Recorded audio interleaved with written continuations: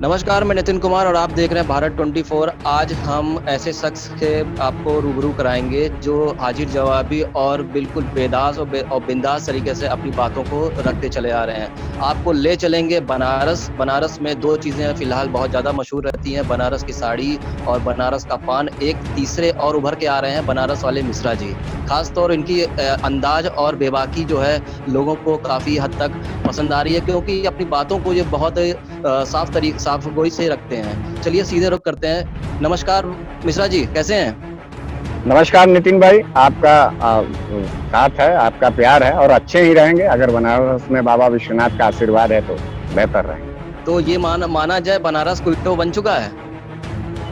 नहीं, ये अगर आप मानेंगे तो बनारस के साथ बनारस का जलालतपन आप करेंगे, जलील करेंगे आप बनारस को क्योटो के नाम से अगर आप जोड़ेंगे। क्योंकि देखिए, एक शिंजो आबे साहब के साथ एक बड़ा इवेंट हुआ था। प्रधानमंत्री नरेंद्र मोदी जी बनारस लेके आए थे शिंजो आबे साहब को, और क्वेटो बनाने का एक बड़ा सपना था।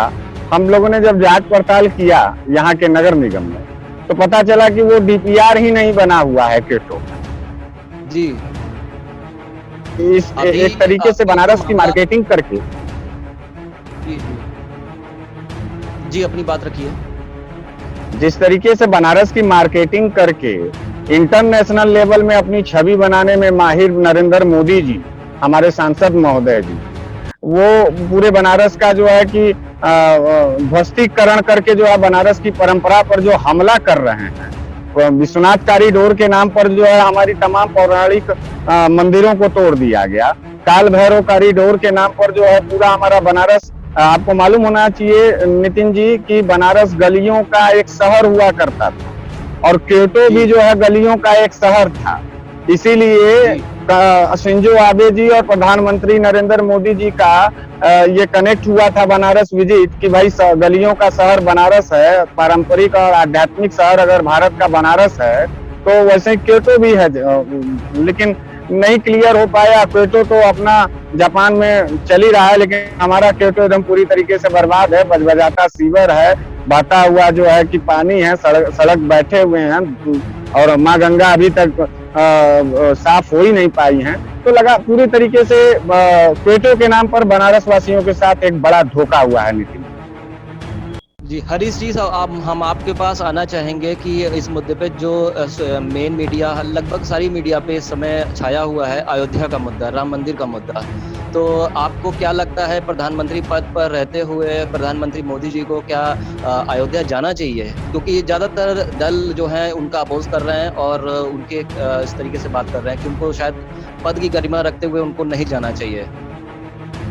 देखिए नितिन जी, आज मुझे आप विपक्ष के रूप में इस सवाल पर मत दीजिए। हमको जो है एक न्यूट्रल जनता आप समझिए। ठीक है, मैं विपक्ष की राजनीति करता हूं, लेकिन कोरोना काल में मुझे एक जनता समझिए। और अगर मैं जनता के स्वरूप होते हुए बनारसी होने के बावजूद भी अगर मैं प्रधानमंत्री नरेंद्र मोदी जी की ही विचारों और बातों का समर्थन करूं, तो मुझे ये भी नहीं लगता है कि कोरोना काल में राम मंदिर जी, श्री राम मंदिर के जो है शिलान्यास के लिए, अब वो भी श्रावण मास में। देखिए एक बात हम बताएं, हम लोग हिंदू धर्म और शास्त्र में जो है बड़ी मतलब आस्था रखते हैं। क्योंकि हिंदू हैं तो भाई हमारी धर्म है, आस्था है।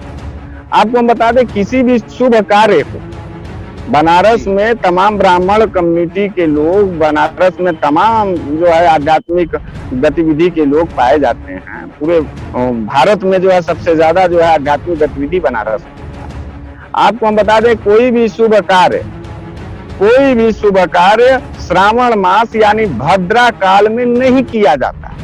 आपको मतलब ये हिंदू धर्म शास्त्र के जब भी कोई शुभ कार्य होगा, और वैसे में हमारी आस्था का प्रमुख केंद्र श्री राम मंदिर का शिलान्यास, वो इस तरीके से भद्रा काल में जो है जबरिया राजनीति का तड़का दे करके जो है राजनीति में धर्म का बाजारीकरण करने के लिए नरेंद्र मोदी जी जो है कि ललायित हैं उनका श्री राम जी के जो है मंदिर का शिलान्यास करने के लिए। नितिन जी, हम आपसे एक बात ये कहना चाहते हैं कि अभी कोरोना काल है, अक्टूबर में जो है भद्रा काल खत्म होगा और जो है कार्तिक जब कार्तिक चालू होगा तो उसमें जो है कि कार्तिक में आप करा लीजिए, नहीं तो नए वर्ष में सन 2021 में जो है रामनवमी आता है, रामनवमी में करा लीजिए।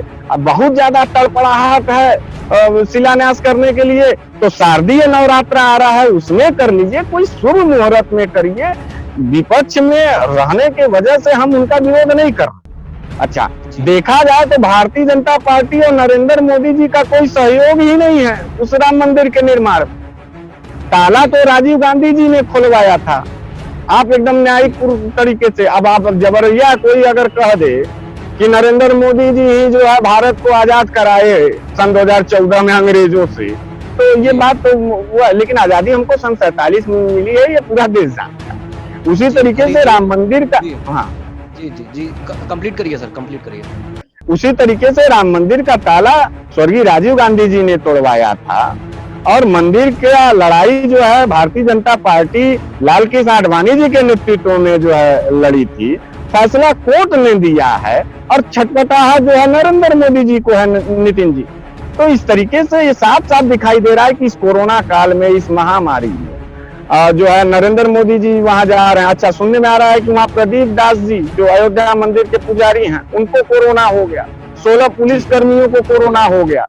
फिर भी जो है छटपटाहट अगर है नरेंद्र मोदी जी को, तो ये साफ साफ भारतवासियों को समझना चाहिए कि राजनीति में धर्मवाद का तड़का लगा करके इस देश में जो है धर्म से कोई आस्था नहीं है भाजपाइयों को, वो सिर्फ राजनीतिकरण करना चाहते हैं धर्म का, तो साफ साफ दिख रहा है, और उसमें कुछ कहना भी।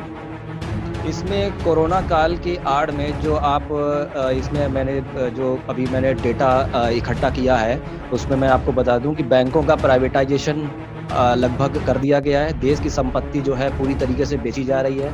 बीपीसीएल के 2000 कर्मचारियों को जबरन बीआरएस दिया जा रहा है, और जो लगभग 13 सितंबर जो लास्ट डेट है इसकी, और उनमें ये भी बताया जा रहा है कि 53 स्टेट को वो सेल कर देगी। फिर इसके बाद आ जा रहा है कि जो प्रोजेक्ट है 1700 लगभग प्रोजेक्ट है, वो जिसकी कीमत 20 लाख करोड़ है, वो अब जो हो गए वो 24 लाख करोड़ हो गए हैं। तो आप फिर एलआईसी की मैं आपको बात बता दूं, एलआईसी का जो एनपीए है वो 36,694 करोड़ हो गया है, और पीएफ का जो है, जो लोग पैसा जमा करते हैं 10 लाख करोड़ जमा होते हैं, और 6 करोड़ लोगों का, वो बीते 4 महीने में 80 लाख लोगों ने 30,000 करोड़ रुपए निकाल लिए हैं। ये क्या संकेत दे रहा है हरीश जी? संकेत ये साफ साफ है नितिन जी, देखिए मैं बड़ा सीधा और सपाट जवाब देता हूँ। संकेत सीधे सीधे दलिद्र बनाने का है भारत। आपने तो बता दिया अपना डेटा, सुनने के बाद एक गरीब आदमी के परिवार का जो है आत्मा किस तरीके से कांप जा रहा है इस महंगाई में, इस कोरोना काल में, सारी चीज बेचने के लिए। तब तो ये मानना चाहिए ना नितिन जी भारतवासियों को कि हमने इस देश में जब भी भारतीय जनता पार्टी को वोट दिया है, इस देश के माटी को बेचने के लिए दिया है, यहाँ के सारे पीएसयूज को बेचने के लिए दिया है, हमने रेलवे को जो है बेचने के लिए दिया है भारतीय जनता पार्टी को। और मैंने सिर्फ, अच्छा, पूरी तरीके से पूरा जब देश बिक जाएगा नितिन जी, साफ साफ सीधे सीधे पढ़े लिखे लोगों की तरह एक सीधा सवाल है पूरे देशवासियों कि जब पूरा चीज बिक जाएगा तो उसको खरीदने में कितना वक्त लगेगा। सन 2014 में जो भारत था उसको रिवर्स सन 2014 में लाने के लिए कई साल हम अपना बर्बाद करेंगे, इसको भी तो समझना होगा। लेकिन द्वेष में, खाली कांग्रेस के द्वेष में आप भारत के साथ गद्दारी कर दें, भारत को बेचने का समर्थन कर दें, तो इस तरीके का कृत्य जो है पूरे भारत को दलिद्र बनाने का है, पूरे भारत को एक बार फिर से आर्थिक गुलाम बनाने का है नितिन जी। और इसमें विपक्ष का रूप जो आना चाहिए, जो जब बीजेपी विपक्ष में हुआ करती थी, हर जगह हर चौक चौराहों पर वो प्रदर्शन किया करती थी, लेकिन विपक्ष का अब चेहरा, कांग्रेस हो चाहे सपा हो चाहे बसपा, यानी पूरा विपक्ष अब कहीं दिख नहीं रहा है, किसी दबाव पे नहीं दिख रहा है, या विपक्ष की राजनीति ही खत्म हो गई है। जी नहीं, ये आप शायद आपको लग रहा होगा नितिन जी, लेकिन विपक्ष ना कभी जो है हिंदुस्तान के अंदर जो है खत्म हुई, ना उसकी भूमिका खत्म हुई। ठीक है, कांग्रेस पार्टी जब सत्ता में थी तो वो विपक्षों को सम्मान दे करके देश हित में उनका भी प्लान लेती थी ना, तबे ना विपक्ष के लोग काम करते थे। लेकिन नरेंद्र मोदी जी और खासकर उत्तर प्रदेश में योगी जी जो है, विपक्ष को तो छोड़िए, जनता जब अनाज मांगने के लिए, जनता जो है बिजली के बिल का जो माफी लॉकडाउन में करने के लिए, जनता जो है पेट्रोल और डीजल के दाम को कम करने के लिए, जनता जो है कि अपने बच्चों के फीस को 3 महीने के लिए कम करने के लिए जब सवाल, तो पुलिस लगा करके उसके पीठों पर जो है लाठियां चलाई जाती हैं, उसको जबरदस्ती दमन करके जो है जेलों में भरा जाता है। नितिन जी, यह लोकतंत्र की जो खूबसूरती थी, सत्ता पक्ष और विपक्ष का समन्वय बना करके प्रदेश और देश का जो विकास किया जाता था, उस पर भारतीय जनता पार्टी ने कुठाराघात और प्रहार किया है और लाठी के बल पर और पुलिस के बल पर जो है पुलिस को आगे करके जो है विपक्ष का दमन किया जा रहा है। एक बात बताइए नितिन जी, अब अजय लल्लू जी जेल में थे 25 दिन, प्रदेश अध्यक्ष थे कांग्रेस, उनका क्या अपराध था? उन्होंने विपक्ष में रहते हुए, विपक्ष के प्रदेश अध्यक्ष थे, उनको ये लगा कि योगी सरकार में अभी भी प्रदेश के अंदर लोकतांत्रिक मूल्य बाकी जी, नहीं तो अगर कांग्रेस जो है लाठियों से इनके की तरफ तानाशाही राजनीति में करती तो भारतीय जनता पार्टी का साथ पोस्ट कभी सत्ता में ना आता। हमने भीमराव अंबेडकर जी के कानून का सभ्यता, कानून की इज्जत करते हुए सत्ता पक्ष से लेकर विपक्ष के लोगों को सदन में भी जगह दिया है और सड़कों पे भी दिया था, जिसका नतीजा ये था कि ये सवाल आपने किया हमसे कि विपक्ष कहीं दिख नहीं रहा है। विपक्ष के सारे नेताओं को पुलिस के द्वारा जो है उनके घरों में बंद किया जा रहा है, विपक्ष के सारे बड़े नेताओं को जो है मुकदमे फर्जी लादे जा रहे हैं, विपक्ष के सारे नेताओं को जेल में जबरिया डाला जा रहा है। तो इस दौर के इस तानाशाही दौर में विपक्ष कहां दिखेगा? धारा 144 आप सुने हो, उत्तर प्रदेश में योगी जी जब से मुख्यमंत्री बने हैं सभी जिलों में धारा 144 तब तक लगा रहता है जब तक योगी जी कहीं नहीं जाते हैं या प्रधानमंत्री जी किसी जिले में न जाते हो या कोई बड़ा नेता भाजपा का, उसके बाद धारा 144 लग जाता है। परमिशन जो है इनको मैंने बच्चा दवा के अभाव में मर गया और कोई माँ अगर अपने बेटे के मौत पर जो है सिस्टम पे सवाल उठाता है तो उनको धारा 144 दिखा करके उसी माँ के ऊपर जिसका बेटा मर गया दवा के अभाव में, उसी माँ के ऊपर नितिन जी मुकदमे किए जा रहे हैं और मारे जा रहे हैं। हत्या प्रदेश बना तो है, लगातार छातियों को जो है गोलियों से नवाजा जा रहा है। इतनी हत्याएं आप किसी सरकार में देखे थे? आपकी भी उम्र, आपको भी देखने में, थोड़ा बुरा मत मानिएगा, आपको भी देखने में, आपकी भी उम्र और अनुभव हमको देखने में लगता है कि आप इससे पहले भी तमाम सरकारों को देखे हैं और उनकी भी कार्रवाई को भी देखे हैं, लेकिन इस तरीके का हत्या, बलात्कार, रंगदारी, वसूली, अपहरण, ये क्या है? ये हम बोल रहे हैं नितिन जी। आप इसको जो है जब लाइव करेंगे तो हो सकता है योगी सरकार का दिमाग ठन के, वो माफियावाद में पले पोसे हैं योगी जी और भारतीय जनता पार्टी के लोग जो है, उनका तो सीधा सीधा एजेंडा है कि कोई भी बोलेगा उसको गोली मरवा दो या उसके परिवार, उसके बहन बेटियों का बलात्कार करा दो या तो उसके घर से कुर्की करा दो या तो लगा करके मार दो। तो यही तो चल रहा है उत्तर प्रदेश में। अब ऐसे अपराधवाद और तानाशाही वाले शासन और सत्ता में आप विपक्ष की भूमिका खोज रहे हैं तो खुद आप बेईमानी कर रहे हैं इस भारत देश के जन भावनाओं के साथ। इस बात को समझ जी, आखिरी संदेश जनता को क्या देना चाहेंगे, बनारस की जनता या पूरे उत्तर प्रदेश की जनता को, जो हालात हैं इस समय कोरोना को लेकर? देखिए नितिन जी, एक सीधी सीधी बात हम बताते हैं, भारत हमेशा जो है क्रांति और आंदोलन का प्रतीक रहा और उत्तर प्रदेश और बिहार, खासकर उत्तर भारतीयों ने लोकतंत्र की भूमिका में बहुत बड़ा जो है, यहाँ की जो जनता है लोकतंत्र की भूमिका में बहुत बड़ा योगदान है। अंतिम संदेश यही देना चाहता हूँ कि अन्याय के खिलाफ अगर जुबान है तो बुलंद आवाज करके सरकारों को उनकी नीति और नीयत के हिसाब से काम कराने का जज्बा रखें, हृदय में अपने कलेजे में वो ताकत रखें।